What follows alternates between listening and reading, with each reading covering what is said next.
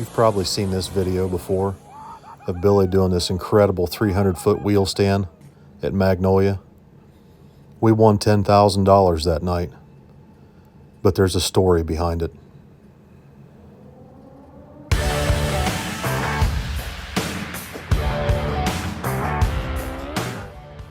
We won $10,000 that night at Magnolia. No Prep Mania put on by D-Team Racing. It was our biggest race win to date, but it came at a cost in a long, hard, drawn-out fight. All right, guys. So it is Tuesday, and we've got a big race this weekend. Last week, we hurt the cam, we hurt the lifters, we hurt some push rods. We messed some shit up. I don't know what broke first. I don't know if it was a push rod or a lifter. I don't know, but shit broke. The dilemma I'm in now is I've got this race this weekend that I pretty much have decided I have to be at. And I have a cam that I've ordered, but it's not going to get here in time. A couple of months before the big race at Magnolia, we had broken a push rod. The push rod broke, knocked the top out of a lifter, and when the top of the lifter broke off, the pieces of shrapnel fell in between the block and the lifter and jammed the lifter in the bore. This caused an increase in valve lash. That increase in valve lash destroyed the bottom of the lifter, tore up the cam lobe, and ultimately held the intake valve open just enough for it to hit the piston. It didn't bend the valve, but it definitely damaged it. Delivery? What about it? Do you think the cam even touches that? Or the lifter? No, it doesn't make any difference. I think that could be cleaned up. Polish it up? Yeah. See if you can find that emery cloth, because I think if we polish up this camshaft, we can just go ahead and reuse the cam he's got. We were in a little bit of a bind. Billy had a big race he wanted to go to that weekend, and the camshaft we had ordered hadn't come in and wasn't going to make it in time. So we decided to take the camshaft up to my dad's place and use some emery cloth to polish the lobe on the camshaft so that we could reuse it.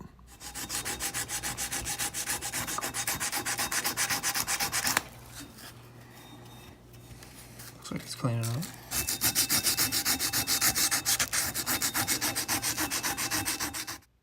We managed to get the camshaft cleaned up and reusable, but the cylinder head still needed to go to the machine shop.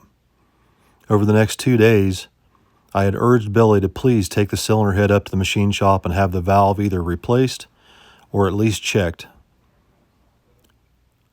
But instead, Billy made a critical mistake. He didn't do it. He just put the head right back on. It was a costly mistake. So, I had told Billy 2 or 3 times, once we had the camshaft repaired, that you really need to take that head up to Uncle Bob and have Bob look at that valve very closely, because I had felt very strongly that if the valve wasn't at least bent, it was possibly damaged and should be replaced. And we had time to do it. But instead of taking the head up there, I think Billy got involved in doing other things. And instead of heeding my advice, he let it go. He put the cylinder head right back on just the way it was. And the day of the race, he and I got into it because he just wasn't listening. And I told him, you're just going to have to go on this one on your own. And I stayed home.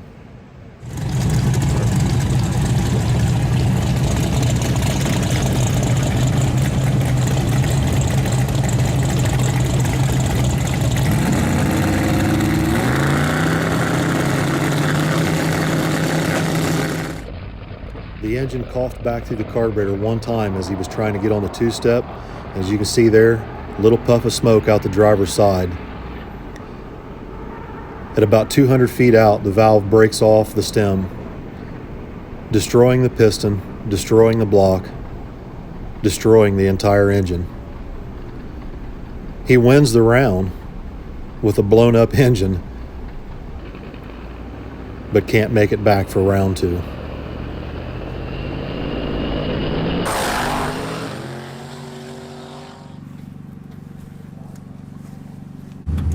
I don't know if this one's gonna come out. Like it loosened it all.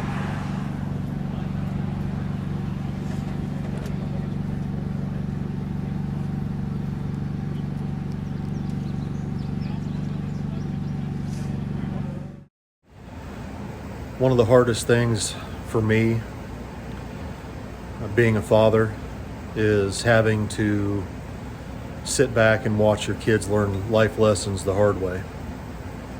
And that's what I did. It cost Billy dearly. He didn't have the money to fix the engine, and we had a $10,000 to win race coming up in 2 months. He had purchased a 69 Nova that I had found on the internet as a investment. It was a purple 69 Nova. It was kind of a rust bucket, but it was a running, driving 69 Nova. We bought it for $1,500, and Billy raffled it off to pay for a new engine. So when Billy blew the engine up here at Mag's, he sold this Nova to come up with the money to replace the engine. And the engine had flat top pistons in it. And John Booley had talked us into putting the flat top pistons in it and putting a different cam in it and putting different turbos on it. And all it did was slow the truck down 0.3 of a second. And in all reality, it cost us 2 years of testing and blowing it up and tearing up head gaskets. It was an absolute pile of shit. So this time I told Billy, we're doing it my way. We're putting the 13-to-1s back in it. We're putting the big roller back in it. And we're putting different turbos on it.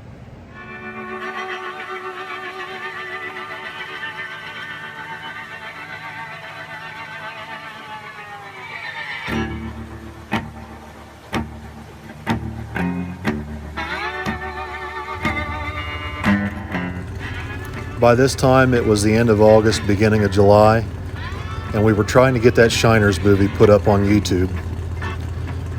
So Billy was working on editing the movie while I worked on putting the engine back together in the S10.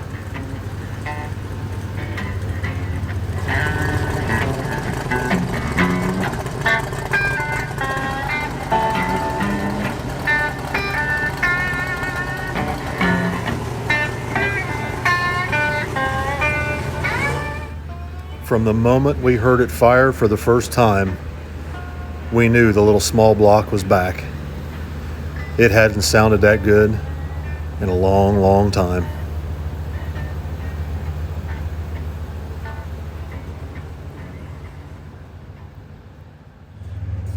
So we had the truck back together. It sounded better than it had in a long time. And the first opportunity we had to find out what it was going to do was a little event down in Cincinnati at Edgewater Sports Park, put on by 10 Soldiers Race Cars, Cincy Street Nights. So he had put the old 66mm S366 Borg Warner turbos back on it. We had the compression back in it. We had the big roller back in it. It was time to see what the little truck had.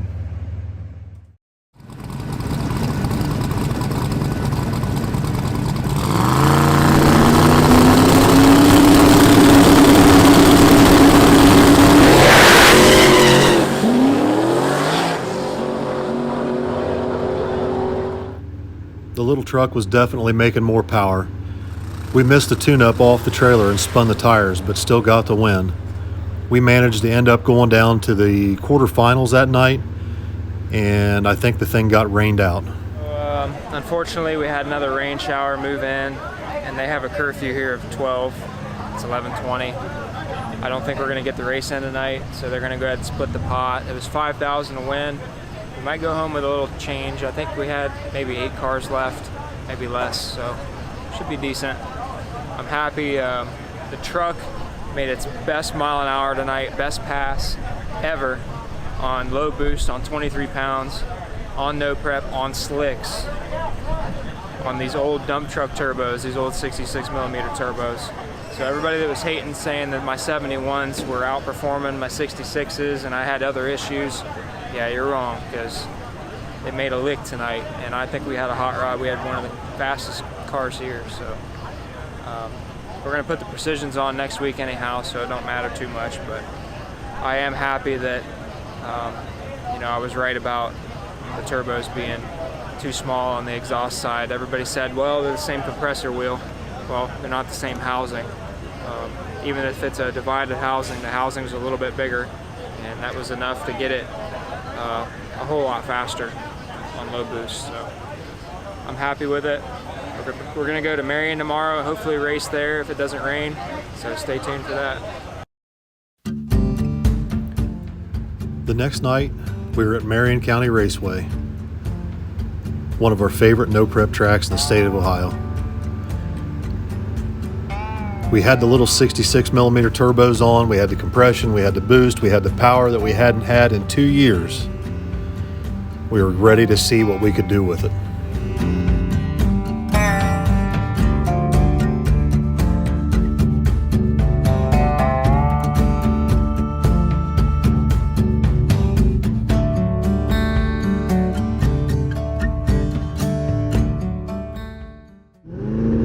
Billy had gotten called out first round by a tube chassis Monte Carlo, one of the local guys there. Billy accepted the call out, put an A to B tune-up in it, and went right down the lane. The test hits we had made the night before at Edgewater proved invaluable. By second round, Billy was starting to get a really good handle on the boost controller settings and the suspension. The shock settings on this pass were almost perfect.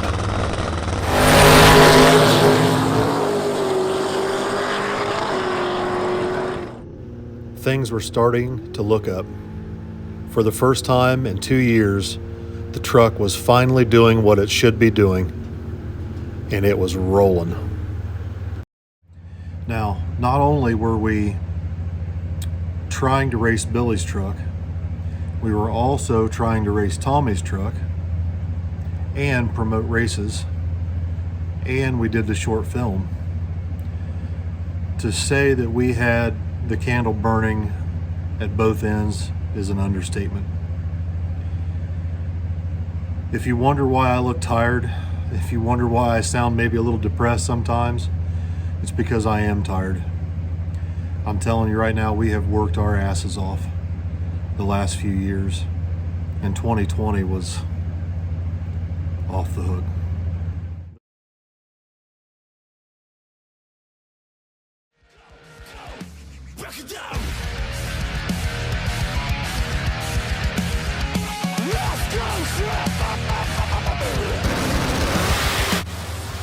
This weekend we were hosting a race at Marion County Raceway sponsored by Hot Shots Secret. It was the Untouchable No Prep Series, and it offered some of the best no prep racing the state of Ohio had ever seen. All right, guys, so we're getting ready to run first round. We're fourth pair out in the right lane, and the track looks really bad. So I took a bunch of power out of it.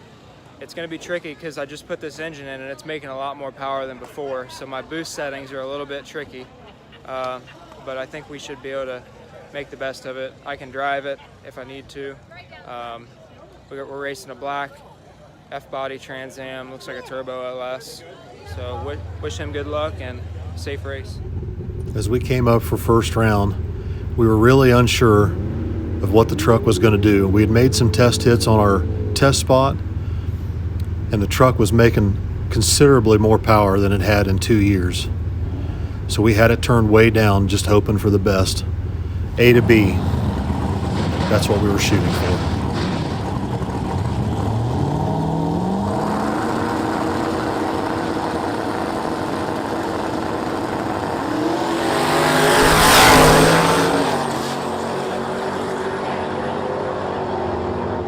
Yeah, that's a gap. Billy had made it through first round in small tire, but we had Tommy's truck there too. Tommy was running street legal in a little blue S10.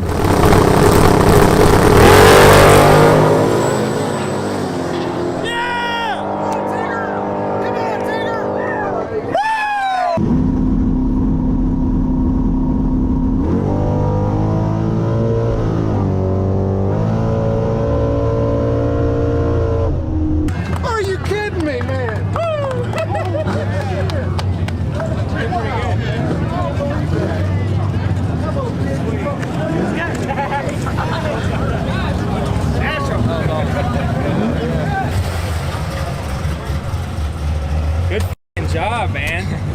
Treat him, gapped him. You nervous? Yeah, I was nervous, but I think I'm good now. You got a better 60 foot than me. Did I really? Yeah. It was straight though, I mean. It did go straight, didn't it? It left straight as an arrow. You just get off the wide open throttle switch a little bit. Yeah, like 330, it was skating, and I just kind of lifted and let the nitrous go off, and then got back in it.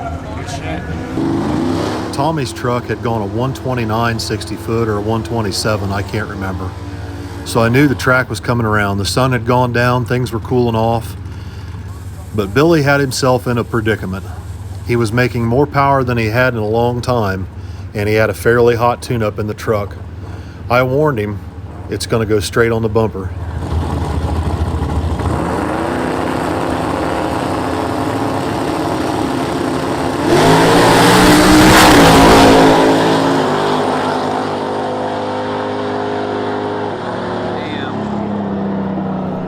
So we had the truck making really good power on the old turbos, but it was time to step up our game. We wanted to put a new set of precisions on it and see how good the truck could really run with good turbos.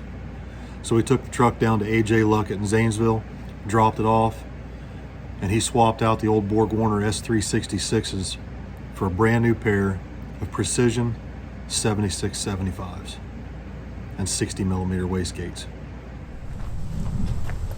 Damn! You got big wastegates and stuff. Damn, and he did that. That's sweet. Shit. This looks like serious business. We were bound and determined that the next time we went back to Magnolia, we weren't going down without a fight. We wanted to win that $10,000 race more than anything else. Once we got the truck back home, it was time to start testing and make the switch to methanol.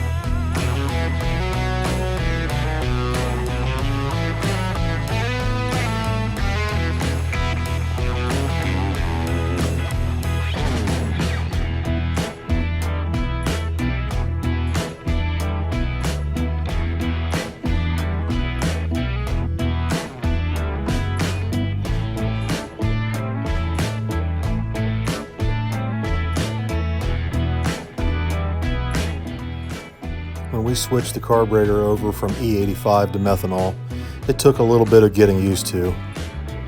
We had to rejet the carburetor, of course, put the billet metering blocks on it, and begin the testing procedure to get the power valves adjusted just right.